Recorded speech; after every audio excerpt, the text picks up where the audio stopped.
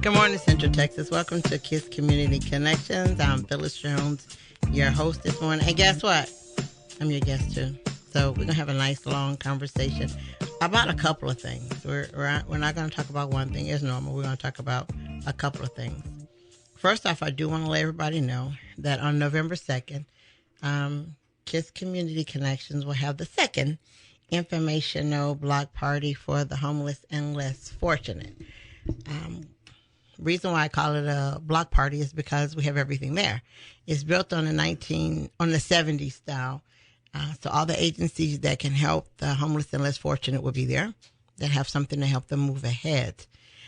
Organizations can come also with a table, but you need to have items for the homeless and less fortunate to move along. There will be some food trucks there. Everything has to be free, so no one can have a table selling anything. Everything you need to have is, like I said, free. There's going to be a barber shop there, a beauty shop there. We're going to have a dentist and a clinic there. They're going to be inside the building to also help, once again, the homeless and less fortunate. So if you want to come out, I set up a table. You contact me either through Facebook, and I'm still Phyllis Jones, or Community Connections has a Facebook page. Or if you have my number or whatever, you can call me. But I am inviting everybody out to do this. Like I said, it's going to be November 2nd. It's from 10 to 3, right in front of the homeless shelter on Sprout, between 8th and 10th. That street will be blocked off. So no, you can't park on that street. Setup time will be at 9:30, or 9 to 9:30. So we hope everybody comes out and do what you can.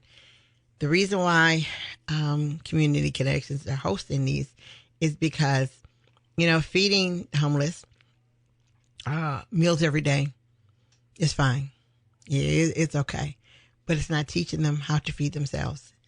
Bringing them, clothes sporadically, you're doing okay to maintain them for today.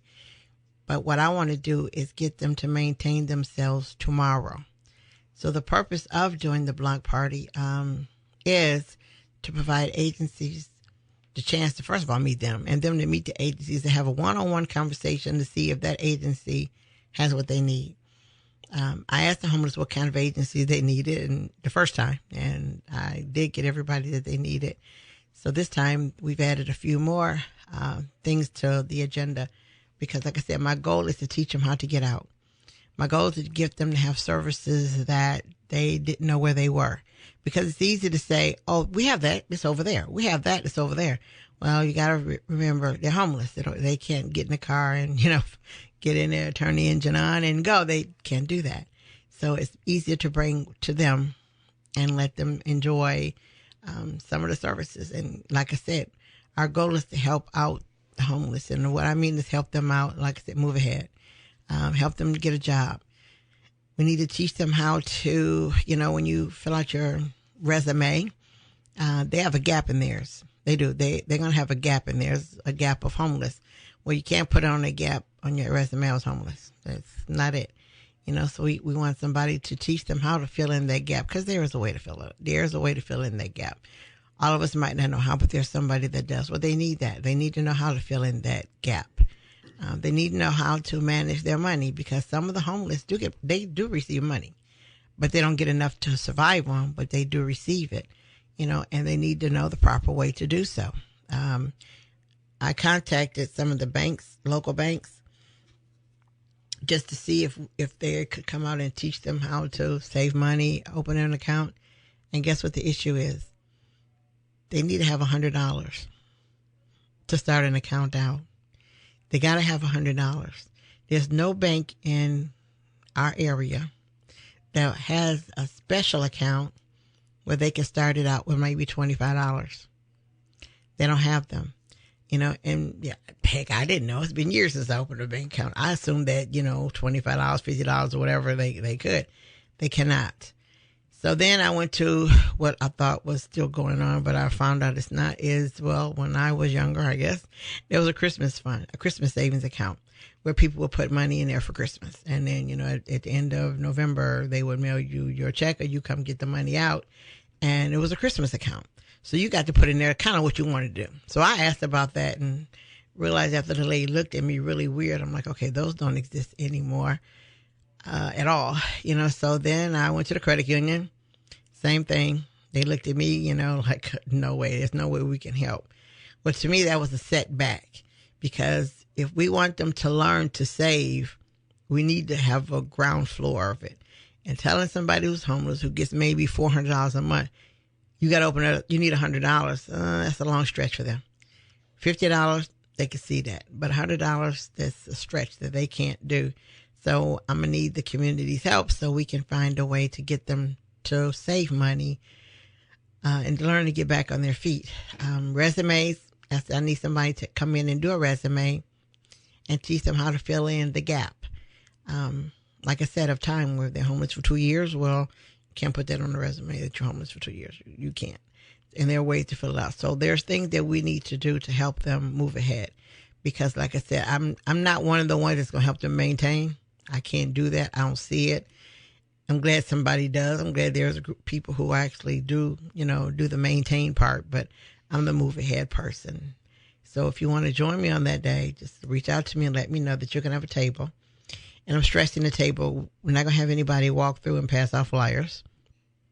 But the one we had last time, there's a group, and I don't want Joe to fall out of his chair laughing, but there was a group who came through to pass out flyers to teach them how to dress for success.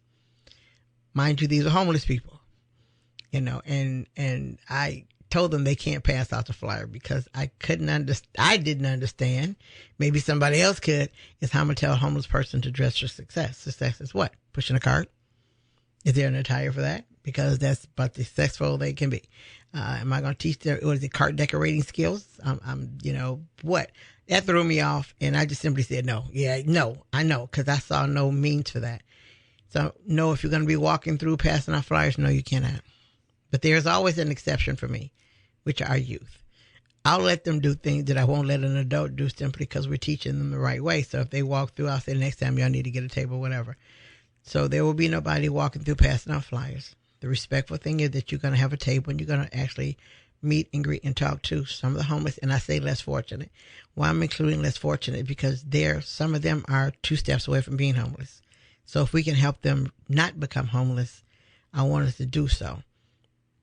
If you do know of an agency that you don't think I have reached out to, let me know. I did reach out to Cedar Crest. They'll be there. I got Habitat for Humanity to be there. Department of Aging will be there. And I know why you say Department of Aging. I did not know that the Department of Aging does as much as they do. They do more than we ever think of in life. It was mind-blowing. But I had them there. I had everybody there, I swear. If you could think of the agency, they were there.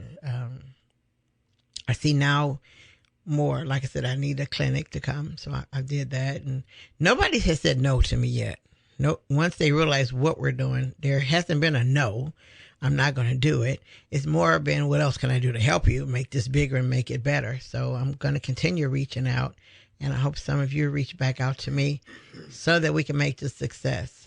Killeen's homeless population is getting large. It's not getting large because more people are becoming homeless. That's not the reason it's getting large. It's getting large because most of the homeless have a cell phone, because there are companies that give homeless people a cell phone. Their minutes they can use on it is very small, but it's free and it's a cell phone. So most of them do have one. So this is what happens. You're living in Houston. Some of your people come to Killeen. They let you know, hey, listen, in Killeen, they feed you, they treat you nicely. So guess what happens? They catch a ride, hop a train, whatever they got to do, and they come to Killeen because we, which is good. It's good and bad at the same time. It's good that we do treat homeless fair. That's good. It's bad because they're going to be coming here because we do treat them well. So don't think that we have a homeless population that's getting bigger because we have more people becoming homeless. No. Our homeless population is becoming big because we treat them with respect. We've never tried to, kick them out of where they were or forcibly or, you got 2 minutes to get away. We haven't did that.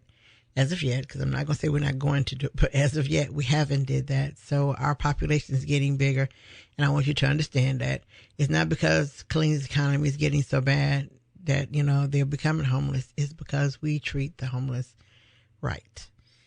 And like I said, that's good to say because we're not abusing them, but it's bad because, we're like we're becoming the it city. We're it, and like I said, they're coming from other places. How do I know? I asked because before I decided to do the block party, I went and talked to some of the homeless, asked them, first of all, what do you need? What do you want? And I found out, there, as we should know, there's different categories of people that are homeless. And what I mean by different categories, you have people who want to be homeless. They, quote unquote, don't want to pay the establishment any money for anything. So becoming homeless was a preference for them. So I want to be there. I don't want to pay nobody. I want to live on the streets. And also because they know that there are people who's going to feed them twice a day, sometimes 3, sometimes 4, sometimes 5 times a day, if they're in the right area. They know they're going to get clothes every now and then from somewhere. They do know that some of them can get to stay at the shelter and, shower and be clean all over again. They do know that. They do know that there are churches downtown Killeen that allow them to wash and dry their clothes. So some of them are just fine with doing what they do. They're just fine. And if they're fine, I'm fine. Because, I'm not going to be fighting somebody that is. Then you have people who became homeless due to circumstances. And those circumstances led them to be homeless. And you want to know what? I'll tell you what. This one man, his wife has cancer. So it's him, his wife, and 2 kids. Well, their health care stopped kicking in, but his wife was getting sicker. So he had choices to make. Live in his apartment, children, all that, or do they become homeless and he help his wife? Naturally he tried to do both, but it didn't work. So they became homeless. His wife started having to go to the free clinic, which is not helping her because she's in the last stages of her illness. So that wasn't helping, so we found that family, found out, and we helped them get back into a place that they can afford. And we helped him get a job that he could actually stagnate and be at home with his family when need be. But, he's one of the people, and there's a lot of them who didn't choose to become homeless. It just happened. It just happened. The third set of people we have that are homeless are pedophiles. Nobody wants to rent an apartment to them. I'm not saying nobody, but it's not easy for them to get a place to stay.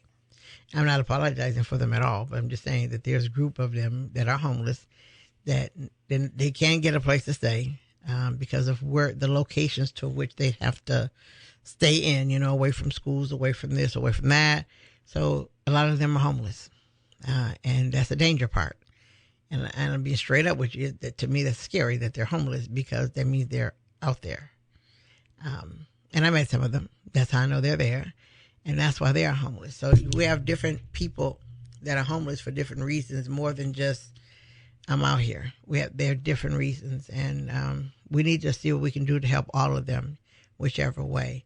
So whatever talent you have, let me know. If you want to do a workshop at the shelter, let me know. I can get you into the shelter. We can do a workshop to assist them. But remember, the workshops can't be what we think they need. The workshops need to be what they need. I am going to arrange for a GED class there 2 days a week in the evening because a lot of them don't have their GED and they need it, and they can't get to CTC to get it done. They can't do that anymore. And some of them can't get to the housing authority because it's a distance away to get it. So we're going to bring it to the shelter itself. I had a friend do an entrepreneur workshop there, and they want a series of those because he taught them how they could be an entrepreneur with little or no money. So they saw that light. And also the person who taught the class to them used to be homeless. So they looked at him in a different way than they would those who've never been. So they need that. They also want a dance class, which is cute. So they want to do a Zumba and stuff like that. They want to do those things, and the look in their faces when they're saying we want to do these things. So like little children, I want these things. And most of the things they ask for aren't hard. They're not difficult. Also, they want someone to teach them, to give them a parenting class because we do have families out there that are homeless and in need. So they want a parenting class so they can learn how to be better parents. I think that's commendable that they're asking for these things, but they're asking for these things because, one, they trust me and those who are volunteering with me enough to know that we're going to help them, that we're going to attempt to do this. because if this will help you get out, then this is what will help you do. And my good thing is I work at, well, I guess I do work here, but I'm sitting at a station that doesn't mind us stepping out there and using the name of KISS. I can actually say KISS is supporting the homeless. I can actually say that we're supporting the homeless and getting them out of their situation. We're willing to do what needs to be done to do so. At the last one, Mills was out there and, pumping it up, talking to people, mingling, so we were there. Also, the surprising thing was, the cool thing I liked is our police chief showed up, but he showed up on a motorcycle and he had on jeans, and he's a Masonic brother. So he had on his Masonic t-shirt. No one recognized him as the chief. Nobody did, but he stayed, he mingled, he ate, sat down, talked, with people, not as the chief.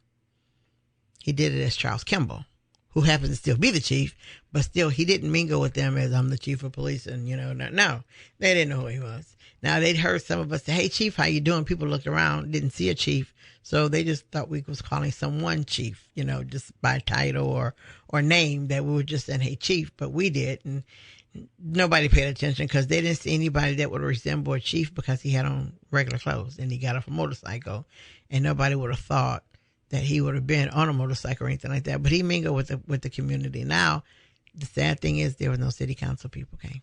None of them came. The mayor didn't come. City manager didn't come.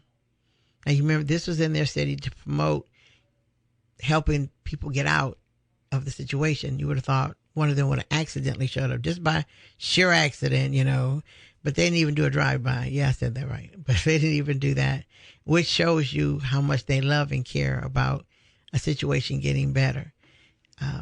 So we need to, like I said, come together as a city and take care of the people that need to be taken care of. Show them that we do think about them, we do care, and we want them to move out. We need them to leave the library. If you go to the library downtown, you won't feel safe taking your kids in there. Not because they're homeless or scary people, but we don't know who they are, what they're about, and we don't know what they have. We don't know if they have any illness. We don't know anything. Well, they hang around the library because one of the libraries is a city-owned facility that you can't kick the public out of. And I know just what I just said too sounds weird, but if there's a public area, a public building that the city owns, you can't kick people out because it's a city-owned place. So what the library has done, the city has done, is they've hired security guards in there just to make sure everything stays safe, but you have them there, which makes a scary place sometimes for people to bring their children. Well, the more that we help and give them other things to do and teach them to get back on their feet, those things won't happen. So we're responsible for that. We're responsible for making sure that not that our city is turning into, oh my gosh, a fight of us against them, but the more we get them off the street and into a place and back and be productive in society, the least likely they'll be hanging out at the library. Because the library is a place where you bring children and adults go to, but it's where you feel freely, used to go. And you're over here looking at books and your kids over there looking at books. Well, they can't help it now. You might not take your child to that library again because you got the homeless there all day long because they kicked out of the shelter at 7 in the morning and they don't sign up and to go back to the shelter till 7 that afternoon. Till 3 o'clock. They sign back in to go back to the shelter. And if you ever want to see that line is so long of those waiting to try to get a bed for that night, to get better. So anyway, on the 2nd of November, which will be the second, I'm not going to say second annual, I can't stand that. It's going to be the second informational block party, downtown Killeen on Sprout, between 8th and 10th. Right there, the entire street will be blocked off. If you are an agency and you need to be there and you want to reach out to me, let me know.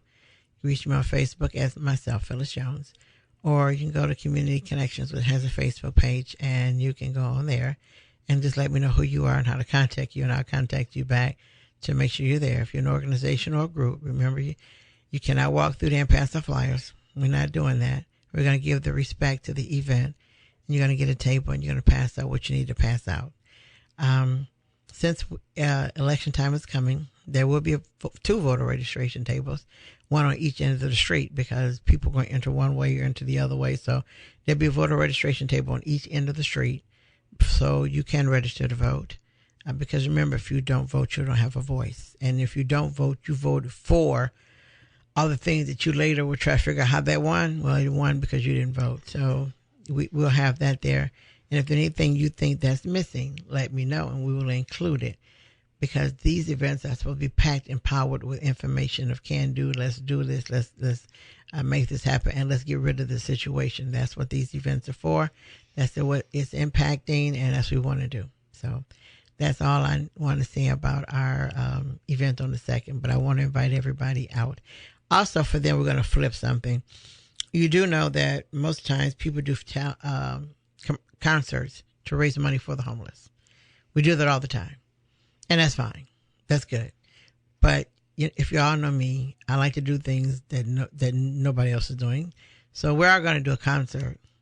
But the concert is going to be that day on the grass, and it's going to be for the homeless. So starting on Monday, I'm going to do a pitch to our station manager, Trey, because I want Jojo Paul, who you never see, but you hear. I want him to come hang out with us and be the MC just for the concert part. So, I'm going to create people on my bandwagon because we want Joe to do this because you know what? Joe's cool and he can do it. He's an everyday person. He's not just a radio person who disappears after he leaves radio. He's here, and I think he would have fun doing it. And on that day, we are going to give a concert for them, and it would be, naturally, it's free. We're going to have all gyros of music there and a lot of entertainment, have some fun.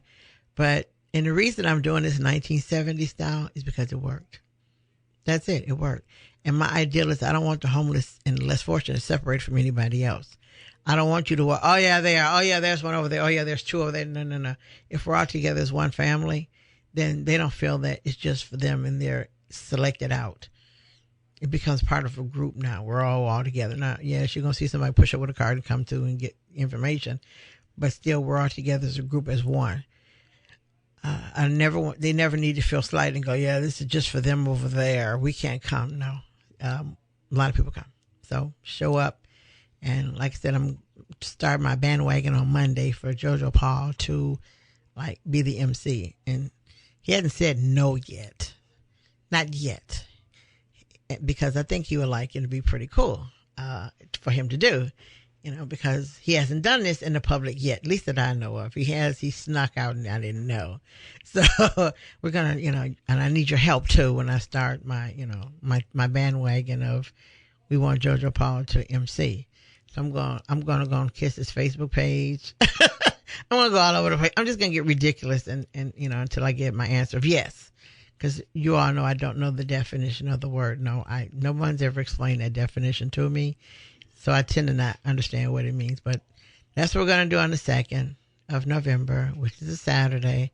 So I hope to see you there with a table of information, a table of something to help our homeless move forward and become the I was homeless. That's what we want them to say is I was homeless. We want more of them to say I was there. We want that word was instead of is. We want that word. We want to hear was. We want to hear more and more and more. So that's it, what I need to say about that.